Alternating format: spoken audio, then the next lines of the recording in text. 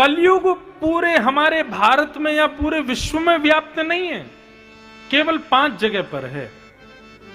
लेकिन फिर भी हम लोगों पर कलयुग का प्रभाव हो रहा है, तो इसका मतलब ये इन 5 में से किसी एक जगह में हमारा प्रवेश है। इस कथा के माध्यम से प्रयास कीजिएगा, उस प्रवेश द्वार को बंद कीजिएगा। इन 5 जगहों से बच जाओ। बस मैं आपको अपनी व्यासपीठ से लिखित हस्ताक्षर करके दे दूंगा। आप कलयुग में नहीं हो, फिर आप सतयुग में जी रहे हो, यदि इन 5 स्थानों से बचे हो तो।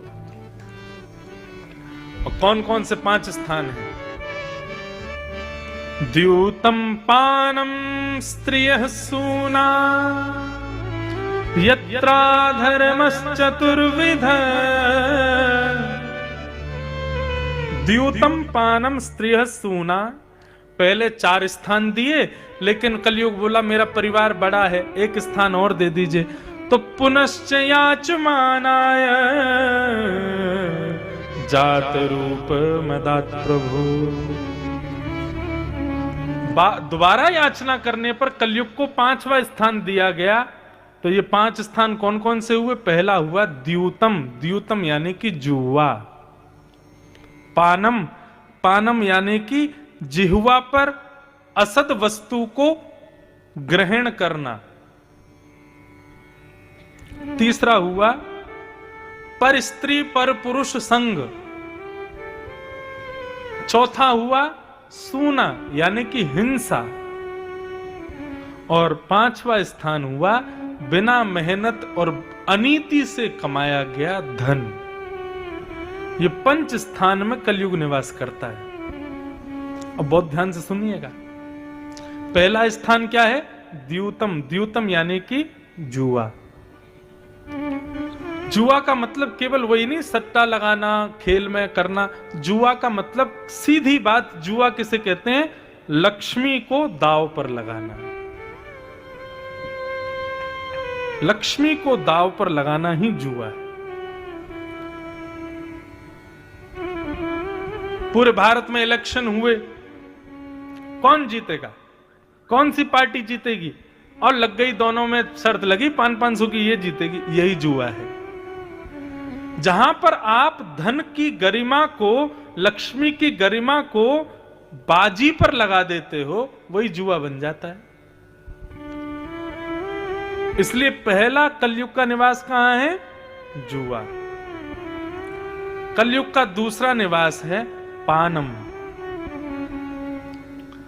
असद वस्तु को जिह्वा पर धारण करना, यह पानम का स्वरूप है। चाहे वो मदिरा हो, चाहे वो मांस भक्षण हो, चाहे वो तंबाकू सेवन हो, चाहे वो सिगरेट का पान हो, बीड़ी का पान हो, ये जो कुछ भी असद हैं, जिनके लिए जो तामसी पदार्थ हैं, उनको जीव पर यदि आप धारण करते हो तो इससे कलयुग प्रवेश होता है।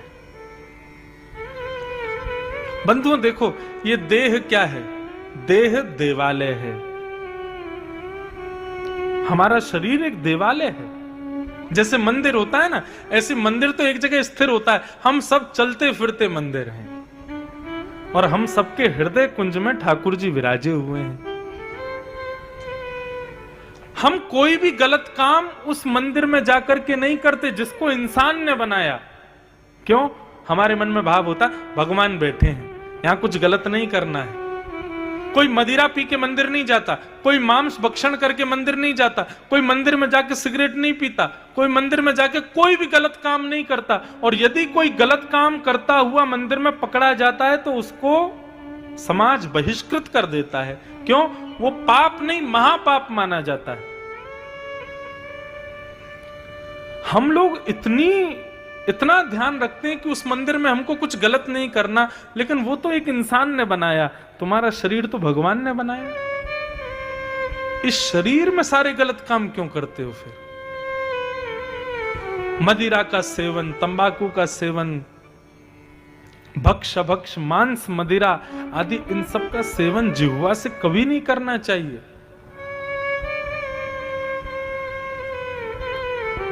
जो लोग निर्दोष जीव को मार करके खा जाते हैं, वही जीव अगले जन्म में मानव बनता है, और जो खा गया वही फिर वो जीव बनता है, फिर वो उसको खाता है, ताकि उसको पता चले पीड़ा क्या होती है। भागवत में प्रसंग आता है, उस प्रसंग में एक राजा थे, वो प्राचीन वरही राजा, वो निर्दोष जीवों को बलि चढ़ाते थे यज्ञ में।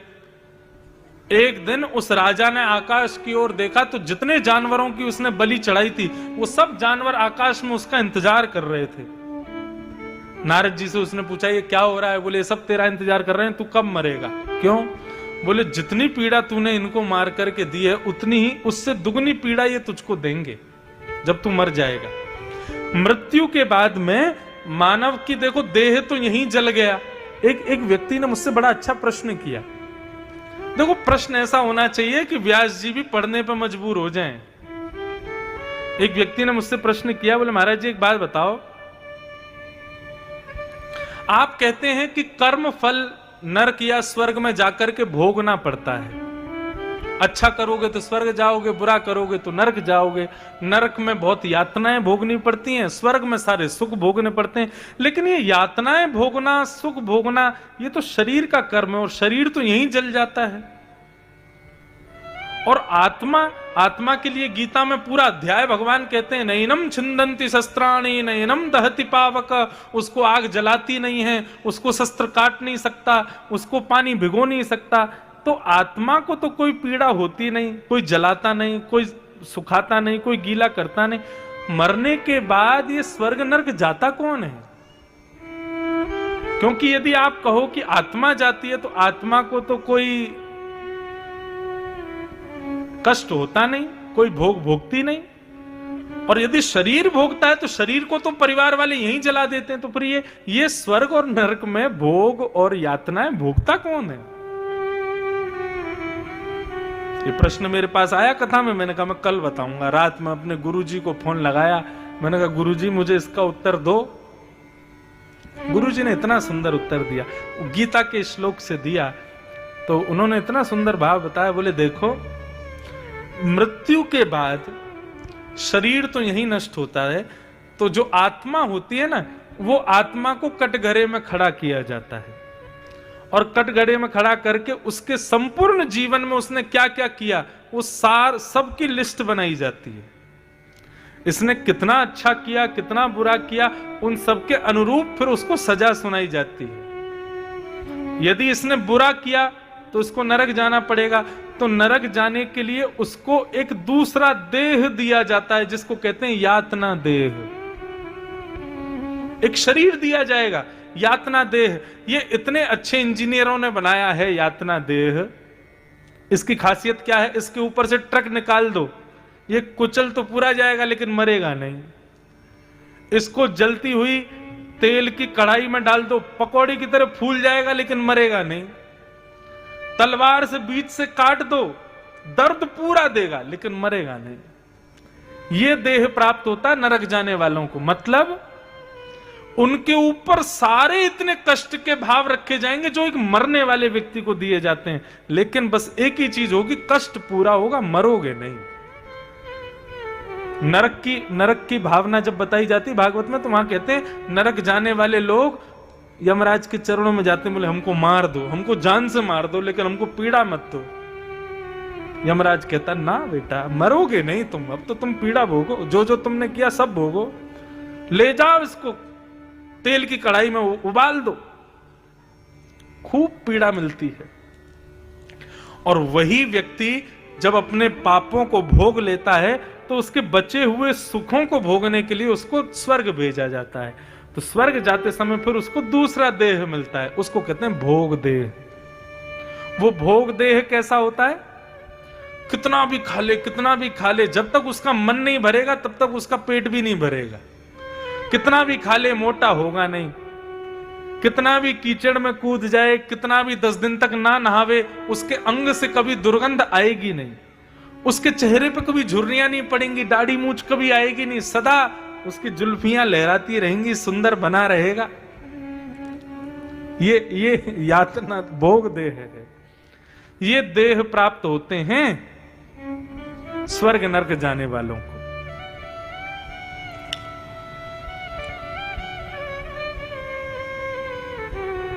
तो मैं किस विषय में बता रहा था? ये पानम। ये देह एक देवालय है, यहां हृदय कुंज में ठाकुर जी बैठे हैं। इस मुख पर किसी भी असद वस्तु को ग्रहण मत करो। यदि करोगे तो फिर जीवन में कलयुग आएगा। देह भगवान ने बनाया है, इसका ख्याल रखा करो। दत्तात्रेय जब 24 गुरुओं का वर्णन करते हैं तो 24 गुरुओं की बात बता के कहते हैं, राजन मेरा 25वां गुरु सुनो। उसने राजा बोले आपके तो 24 ही गुरु थे, अब 25वां गुरु कहां से आ गया? तो बोले सुनो तो सही, 25वां गुरु कौन है? बोले कौन है? बोले देहो मम गुरु, ये देह मेरा 25वां गुरु है। व्यक्ति पाप का भागी बनेगा तो इस देह के कारण, और पुण्य का भागी बनेगा तो भी इस देह के कारण। मुझे पुण्य और पाप के बंधन में बांधने वाला भी ये शरीर है, इसलिए मैं इसको अपना 25वां गुरु मानता हूं। आप लोग ना कल से डायरी पेन लेके बैठा करो कथा में। ऐसे खाली बैठे रहोगे तो इधर उधर मन जाएगा। वैसे तो सब ध्यान से सुन रहे हो, लेकिन फिर भी डायरी पेन लेके बैठोगे तो उससे फायदा ये होगा कि कोई अच्छी बात लगे तुरंत नोट करो। आपके फायदे की बात है, मेरे को क्या, खूब फोन लेके बैठो कथा में, लेकिन डायरी पेन लेके बैठोगे तो फिर कथा 7 दिन बाद पूरी हो जाएगी, उसके बाद भी स्मृति के रूप में आपके पास सब लिखा होगा। हमको जो जो अच्छा लगा था हमने यहां लिखा है।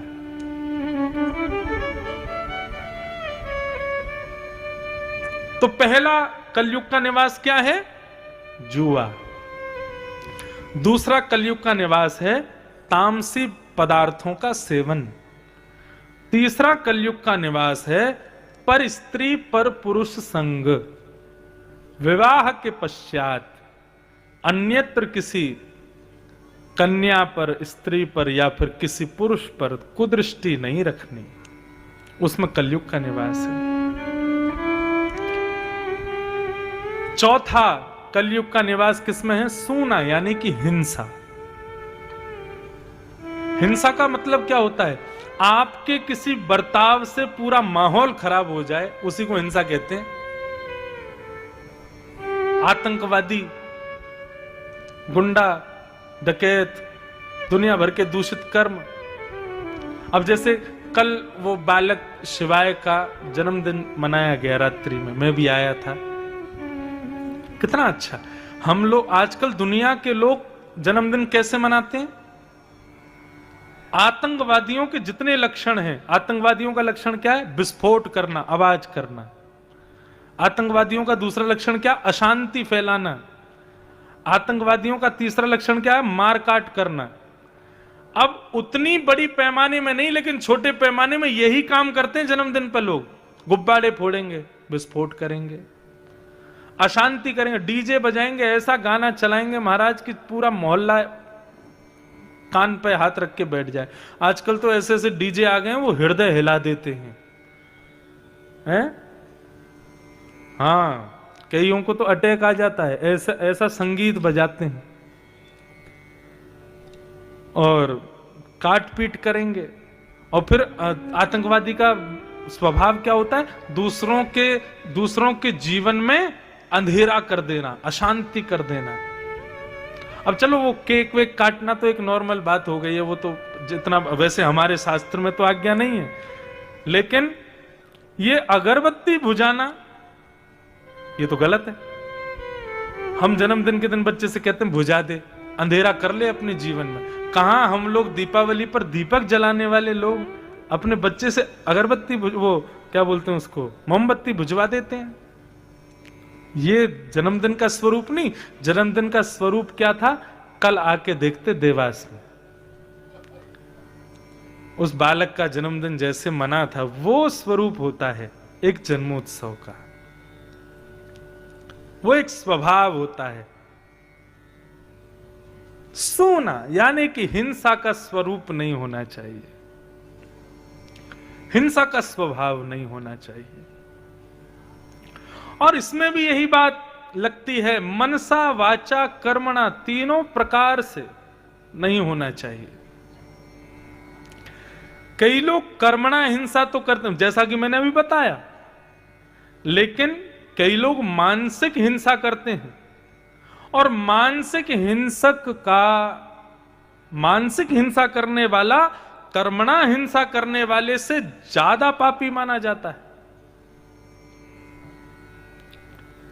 तो पहला स्थान द्यूतम, दूसरा स्थान पानम, तीसरा स्थान स्त्रीह, चौथा स्थान सूना, और पांचवा स्थान कलयुग को दिया गया अनीति का धन, बिना परिश्रम के कमाया गया धन।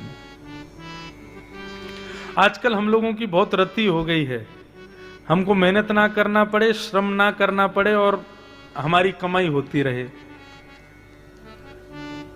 मैं अगेंस्ट हूं, पता किसके? Work from home. इसके लोगों को सुख जरूर मिलता है, हम घर पर हैं, अपने परिवार के साथ हैं।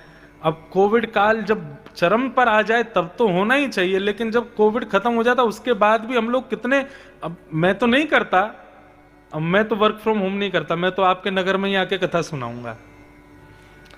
मैं चाहूं तो मैं भी कर लूं, वहीं से लाइव सुन लेना भैया, हम वृंदावन सी कथा कर देते हैं ना।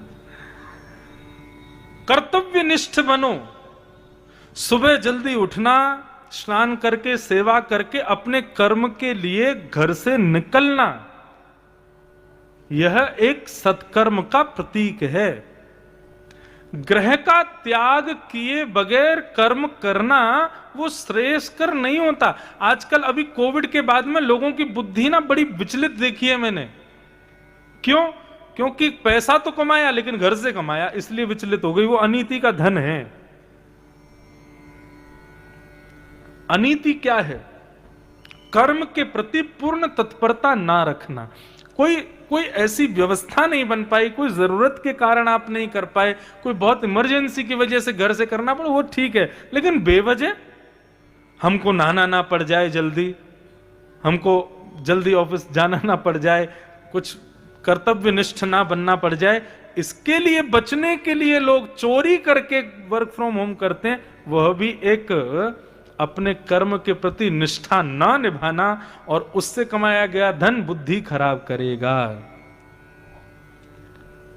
जितना हो सके श्रमशील होकर के अपने कर्तव्य का निर्वहन करो, अपना कर्म करो, कर्तव्य करो।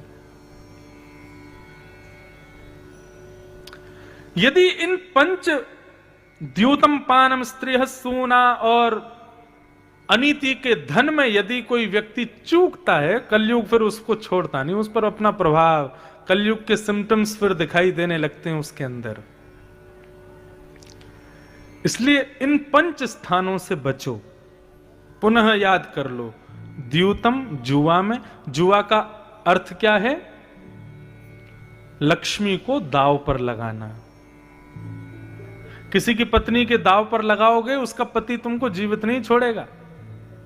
और लक्ष्मी के पति कोई और नहीं है, ये पीछे खड़े हैं, साक्षात नारायण। और किसी से नारायण ही रूठ जाए तो फिर उसको कौन मनाए? कर्ण जब युद्ध मैदान में जा रहा था ना, बहुत ध्यान से सुनना, कर्ण दानवीर था। कर्ण से दान मांगने के लिए स्वयं इंद्र ब्राह्मण का भेष धारण करके आए। कर्ण सूर्य पुत्र है, उसको कवच कुंडल सूर्य के द्वारा मिले हैं। जब तक उसके कवच कुंडल नहीं जाएंगे तब तक कर्ण का वध करना मुश्किल है। इंद्र ब्राह्मण का रूप बना करके गए, और कर्ण की विशेषता कि ब्राह्मण जो मांग ले सो देता है। इंद्र ब्राह्मण का रूप बना करके गए और बीच युद्ध मैदान में आकर के कर्ण से कहा कि मुझे दान दो, दान दो। कर्ण कहता है क्या दान देना है? तब कर्ण का जो सारथी था वो कर्ण को समझाता है, बोले महाराज दान देना, महल में जाके युद्ध मैदान में दान की कोई प्रथा नहीं है। खूब रोकते हैं लेकिन कर्ण नहीं मानते। बोले क्या दान चाहिए बताओ? बोले तुम्हारे कवच और तुम्हारे कुंडल ये बहुत बहुमूल्य हैं, इन जैसा स्वर्ण हमने कभी नहीं देखा, हमको यही दान में चाहिए।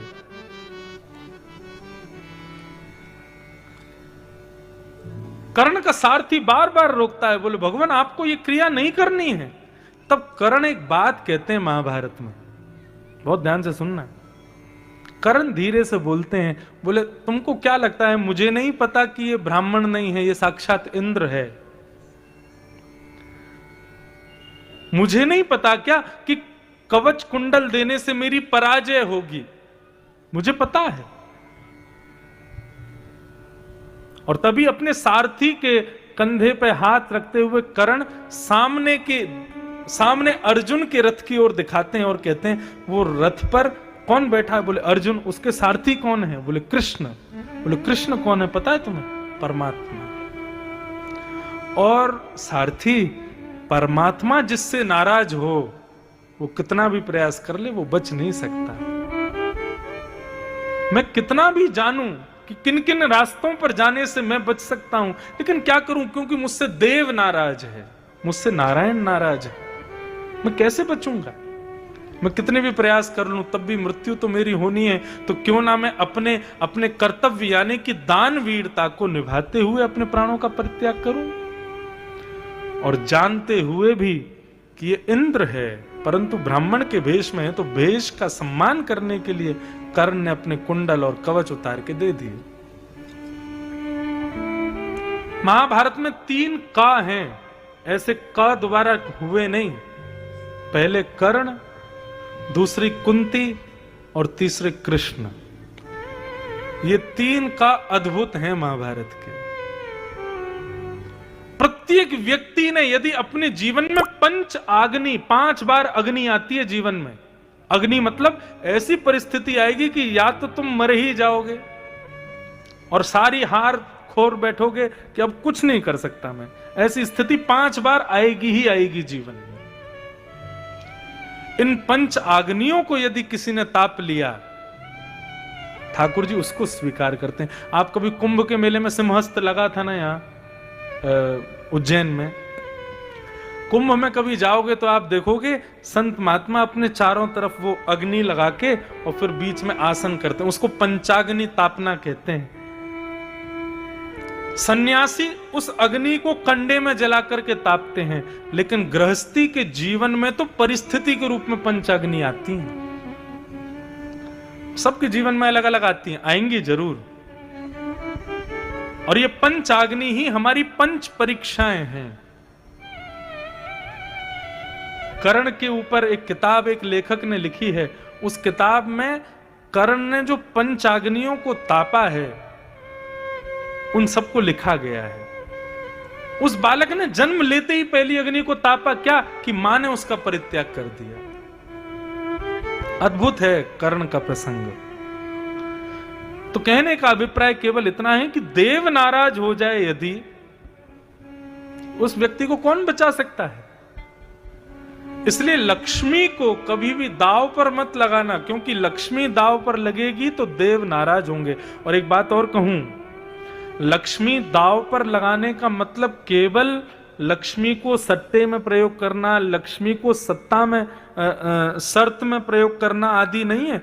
लक्ष्मी का असद व्यय करना, वह भी लक्ष्मी का असद व्यय भी आपके पाप का कारण है। असद व्यय मतलब गलत स्थान पर लक्ष्मी को दे देना। आपको पता है सामने वाले व्यक्ति को यदि मैं लक्ष्मी दूंगा, धन दूंगा, तो ये व्यक्ति इस धन को लेकर के जाएगा और जाकर के भक्ष खाएगा, दूषित भोजन करेगा, दूषित पिएगा, और इसके कारण से लक्ष्मी गलत जगह जाएगी। ऐसे व्यक्ति को धन नहीं देना चाहिए।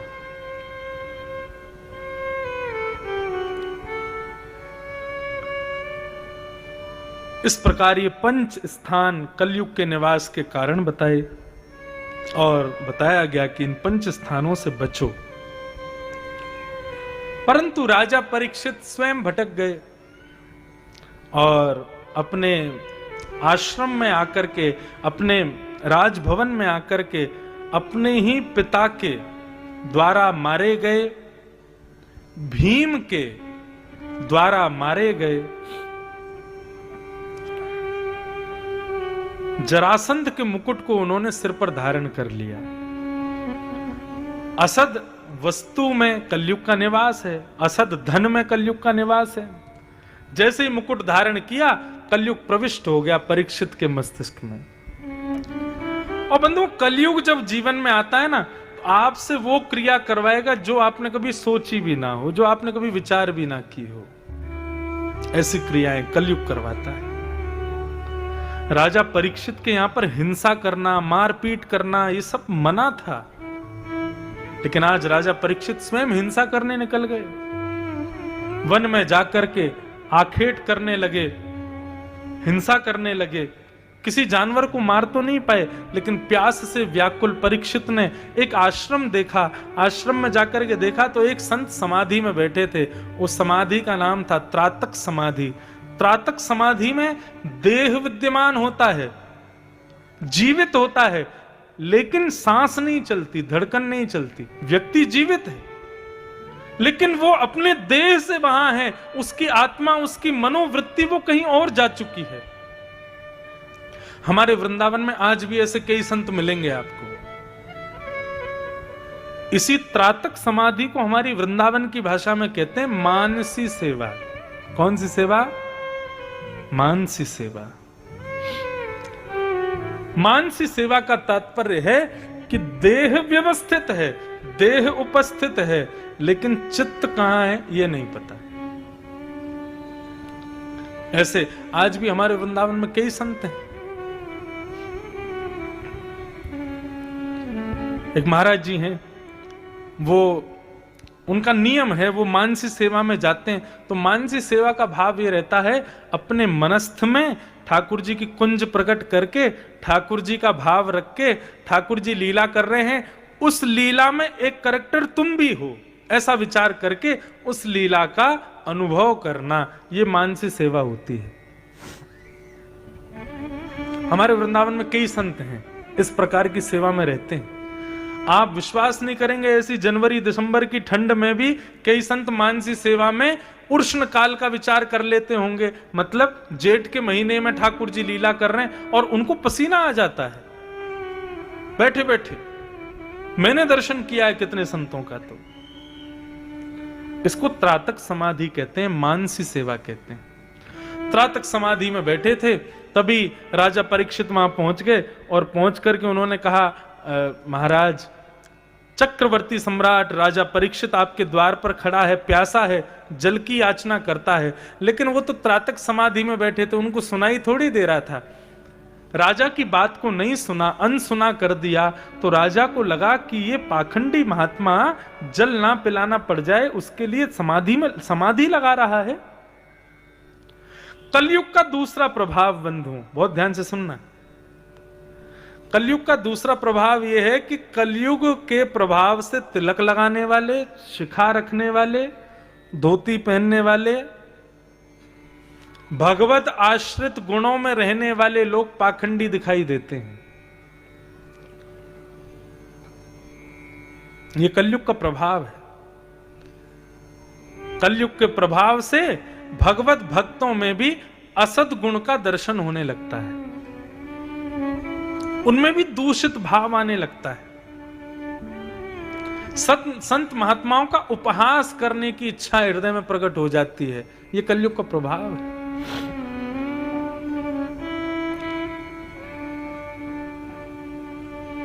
राजा परीक्षित ने अपना अपमान मान करके शमीक ऋषि के गले में मरा हुआ सर्प डाल दिया। अब यह दृश्य किसी ने नहीं देखा, छोटे छोटे बच्चों ने देख लिया और जाकर के शमीक ऋषि के पुत्र श्रृंगी को बता दिया कि तुम्हारे पिता से जल की याचना की, लेकिन तुम्हारे पिता ने नहीं दिया, तो राजा परीक्षित ने मरा हुआ सर्प डाल दिया। श्रृंगी को क्रोध आया और श्रृंगी ने हाथ में जल लेकर के इति लंघित मर्यादम तक्षक सप्तमे हनी, मर्यादा का उल्लंघन करने वाले राजा परीक्षित ने मेरे पिता का अपमान किया है, गले में मरा हुआ सर्प डाल दिया। मैं श्राप देता हूं, तक्षक सर्प आज के 7वें दिन डस देगा और राजा परीक्षित की मृत्यु हो जाएगी।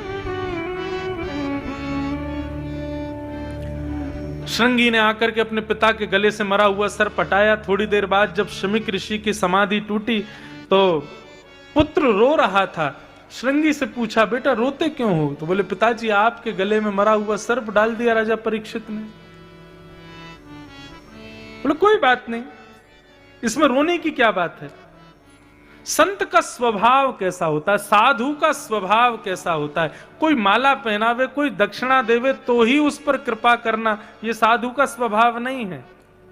कोई अपयश कर दे, कोई दो चार अपशब्द भी कह दे, उस पर भी कृपा करे, यह साधु का स्वभाव है। साधु को तो जो दोगे दक्षिणा में सब स्वीकार है। माधव दास भगवान के अनन्य भक्त हुए, श्री जगन्नाथ जी के, उनके ऊपर इतनी कृपा थी श्री जगन्नाथ जी की। वो जब श्री जगन्नाथ जी का दर्शन करने जाते थे ना, तो श्री जगन्नाथ भगवान मंदिर में बैठे बैठे जैसे ही माधव दास जी आते थे मंदिर में, श्री जगन्नाथ जी की प्रतिमा झूमने लगती थी, ऐसे ऐसे डोलते थे श्री जगन्नाथ जी। आज भी जगन्नाथ जी की प्रतिमा हिलती है। कब हिलती है पता है? जब रथ यात्रा निकलती है ना, तो रथ यात्रा के बाद जब रथ गुंडीचा पहुंच जाता है, तो वहां पर एक सालवेग नाम का भक्त है, उस सालवेग की जब स्तुति गाई जाती है, अहे नील शैल प्रबल मत्तावरण, प्रबल मत्तावरण, मोआरत नलनी बनकु कर दहन। उड़िया भाषा में है सालवेग की स्तुति। मुस्लिम भक्त था भगवान जगन्नाथ का, उसकी जब स्तुति गाई जाती है ना, तो आज भी जगन्नाथ भगवान जब गुंडीचा रथ पहुंचता है तो सारे पंडा पुजारी रथ पर खड़े होते हैं और श्री जगन्नाथ भगवान आज भी ऐसे ऐसे झूम करके उस स्तुति को सुनते हैं। तो जगन्नाथ जी के सामने जब माधव दास जी जाते थे तो जगन्नाथ जी झूमने लगते थे, और इस दृश्य को देखने के लिए लाखों की भीड़ उमड़ती थी कि माधव दास जी कब मंदिर जाएंगे तो उनके साथ हम भी जाएंगे और हम देखेंगे जगन्नाथ जी कैसे झूमते हैं। और स्थिति ये होती थी कि जैसे ही माधव दास सामने गए, जगन्नाथ जी झूमते थे, और जगन्नाथ जी को झूमता देख सारे भक्त माधव दास को प्रणाम करते थे। लेकिन माधव दास को ये अच्छा नहीं लगता था। माधव दास बोलते थे कि भाई, भक्त को तो यश से जितना हो सके दूर रहना चाहिए। एक बात कहें, भगवान जिससे दूरी बनाते हैं ना, उसको बहुत यश, बहुत मान, बहुत प्रतिष्ठा, बहुत धन, बहुत उपलब्धियां, और जो वो मन में चाहता है तुरंत उसके सामने उपलब्ध करवा देते हैं। यदि आप मन में कोई भावना रखते हो और तुरंत आपकी भावना पूर्ण होती है ना, चिंता का विषय है ये। क्यों? ठाकुर जी जिससे दूरी बना लेते हैं ना, उसके मन की अभिलाषाएं तत्क्षण पूरी करते हैं, और जिससे ठाकुर जी थोड़ा सामिप्य रखते हैं, उसके संग खेलते हैं। इसके मन में भावना आ गई इंदौर में घर बनाना है, तो कोई ना कोई विघ्न डालते ही रहेंगे, तेरा घर बनने में नहीं आवेगा। उस समय दुखी मत होना, उस समय खुश होना, हे ठाकुर जी कब तक ये लीला करोगे। और फिर बस इतना कह देना, अपने लिए घर थोड़ी बना रहे हैं, आपके लिए घर बना रहे हैं, फिर देखना तुरंत बन जाएगा। ये ठाकुर जी की लीला है, ठाकुर जी की क्रीड़ा है, हम ठाकुर जी के खेल हैं, वो हमारे संग खेलते हैं। लेकिन लोग इसको आपत्ति, विपत्ति, शनि की महादशा और ये सब चीजें जान करके दुखी हो जाते हैं। नहीं, ये जीवन में आने वाली विपत्तियां, रुकावटें, आपत्तियां, ये सब ठाकुर जी की क्रीड़ा है, ठाकुर जी का खेल है। जैसे दो मित्र होते हैं ना, एक मित्र कुछ अच्छा कर रहा हो, दूसरा मित्र उसमें टांग अड़ाएगा, उसको घेरेगा, उसको नहीं करने देगा। यह मित्र का स्वभाव होता है, ऐसी ठाकुर जी का स्वभाव है। लेकिन किसी को बहुत मान, प्रतिष्ठा, यश, वैभव और सांसारिक वस्तु मिलने लग जाए ना, उसको चिंता होनी चाहिए। क्यों? ठाकुर जी जिससे दूरी बनाते हैं उसको संसार का कर देते हैं, उसको संसार के योग्य बना देते हैं। माधव दास जी को पीड़ा होने लगी, ये संसार मेरी इतना यश गा रहा है, मैं जगह जगह से निकलता हूं, पुष्प वर्षण होता है, लोग मालाएं पहनाते हैं, मुझको प्रणाम करते हैं, मुझे इससे बचना है, मुझे ये प्रिय नहीं है। माधव दास जी जगन्नाथ जी को देखते, जगन्नाथ जी व्यंग में तिरछे मुस्कुरा जाते, बोले और माधव खुश हो ना, खूब यश मिल रहा है अब तो तुमको। माधव दास जी बोले मुझे नहीं चाहिए ये यश। एक बार माधवदास जी के पास में कई सारे लोग आए, बोले कि आप भिक्षा ही पाते हो, घर घर जाके भोजन करते हो, हमारे घर आइए, हमारे घर आइए। भिक्षा पाते थे, लेकिन भिक्षा में इतना उनको सम्मान और दक्षिणा मिलती थी कि माधवदास जी को आनंद नहीं आता था। बोले भिक्षा ऐसी नहीं होनी चाहिए, भिक्षा ऐसी नहीं कि तुम्हारे आने पर वो लोग प्रसादी बना करके तुमको तुरंत पवा दें। भिक्षा ऐसी मतलब प्रसादी बन गई हो, उसी में से कुछ दे दिया जाए, वो भिक्षा है। तो माधवदास जी एक दिन जगन्नाथपुरी में खोजने निकले। किसको खोजने निकले? ऐसा घर खोजने निकले जहां उनको सम्मान ना मिले।